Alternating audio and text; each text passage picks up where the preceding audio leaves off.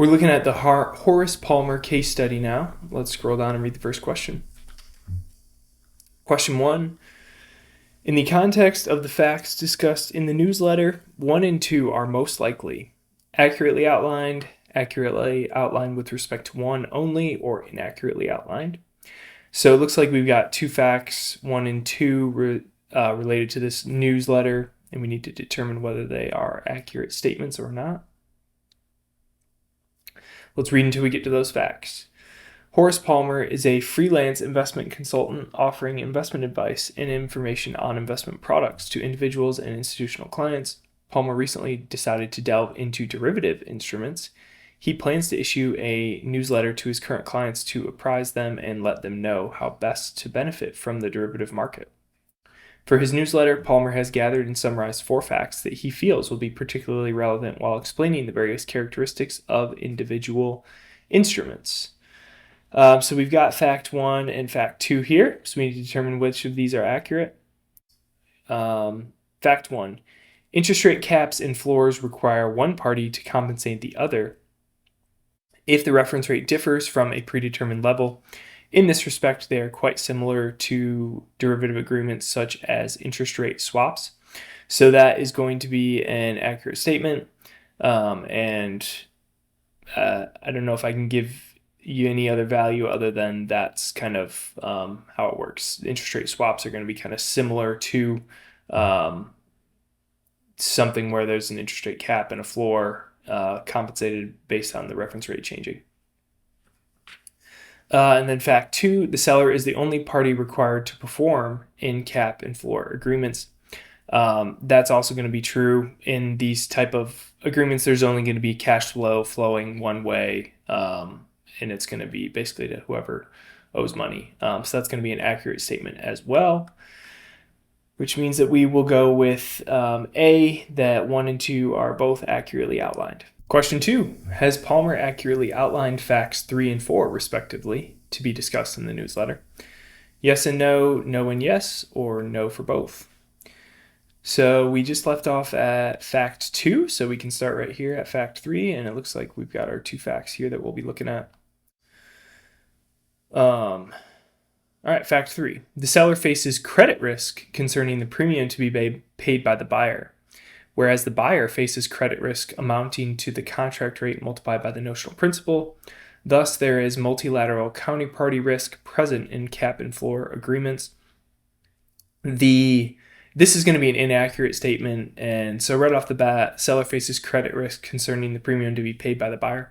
The buyer is paying that premium up front, so the seller isn't having to enter into this contract until they're actually receiving the premium, so there's really no credit risk for them.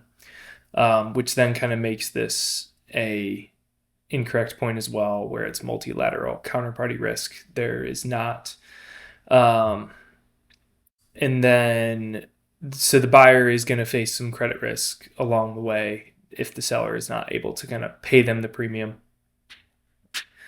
And it's not going to be the contract rate by the notional principal. It's going to be based on that cap and floor in the reference rate.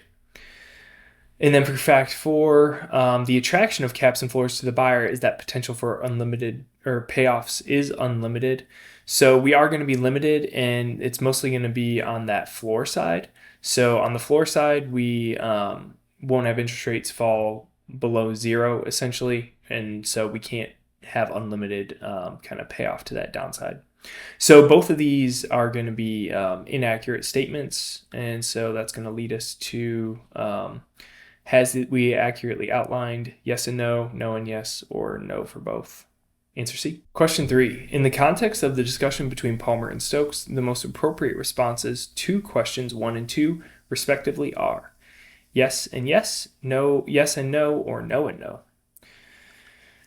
All right, we left off at fact 4, so we'll start reading until we get to those questions. And it looks like they're right here, but we don't want to skip ahead. We'll make sure we read everything, and there may be something relevant up here.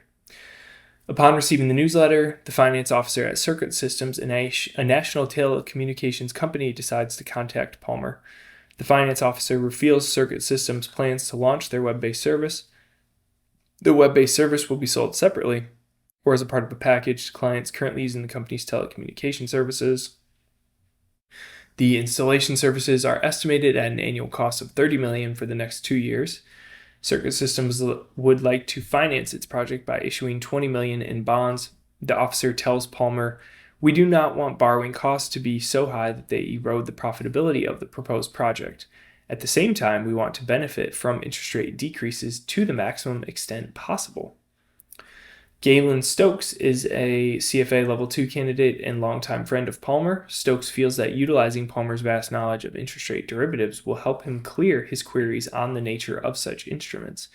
During a discussion between Palmer and Stokes, the Level II candidate asked him the following questions. All right, we're at those questions now. Question number 1, I've discovered that just like swaps, caps and floors encompass a package of basic contracts with expiration dates corresponding to the settlement dates. Is this true? So this is going to be true. In both these scenarios, we're basically looking at a series of cash flows that kind of correspond to the change in the reference rate. So based on where that reference rate goes up or down, there's going to be some type of cash flow kind of exchange between the two parties at these different dates. So this is going to be true. So right now we've got yes for A and for B. So those are good. We can rule out C right away. So now we just need to determine whether question 2 is yes or a no. Question 2, furthermore, from my understanding of caps and floors, is it safe to conclude that selling a cap is equivalent to selling a series of call options? So this is going to be an incorrect statement. And the reason for that is they're kind of fundamentally different things. So the cap is kind of a call on the interest rate, and you're going to be forced to make some payment as the seller. Whereas in the call option instance, you're going to be forced to kind of deliver that underlying asset.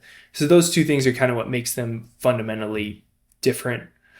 And so we'll be able to rule out A since we've got yes here, and we'll go with answer B, yes and no. Question 4, which of the following points shared by Palmer is least accurate? So we left off at question 2, so we'll start reading here, and it looks like we've got our points right here. So apart from his questions, Palmer decides to help improve Stokes' knowledge on caps and floors by sharing 2 points. Point 1, a party holding a short floor position is in the same position as a party holding a long put option on a fixed income instrument. When interest rates exceed the strike, the value of the long put increases. Similarly, when the reference rate exceeds the floor rate, the party holding a short floor position will not be required to make payments to the counterparty. So most of this statement is accurate, particularly this sentence, how the value of the put changes with the relative to the strike rate and the reference rate and not having to make any payments. The main thing here is in the same position. So they're going to both benefit in the event that interest rates increase. So they're kind of both in the same position in that standpoint, but they're not going to increase by the same magnitude, which I think is kind of implied by same position. They're not in the same exact, they don't have the exact same exposure. In one instance, the value of our put is increasing, and in the other instance, we just don't have to make a payment. So we're not making any more money in this instance. We're just holding on to what we earned by our premium that we collected. So I think we can say that point 1 is inaccurate. Point 2, interest rate collars buying caps and selling floors ensure that the borrower's effective interest cost remains unaffected by the net premium paid. So it can be unaffected by the net premium paid, but we may have some net premium paid. We're not always going to be able to net out our premium by buying the cap and selling the floor. So when we sell the floor, we'll receive some premium. When we buy the cap, we'll pay some premium. But there could be these might not net out to 0, and so we would have some effect on here. So we can say that both these are inaccurate. And since we're looking for least accurate, we're going to want to go with A. Both points are inaccurate. Answer A.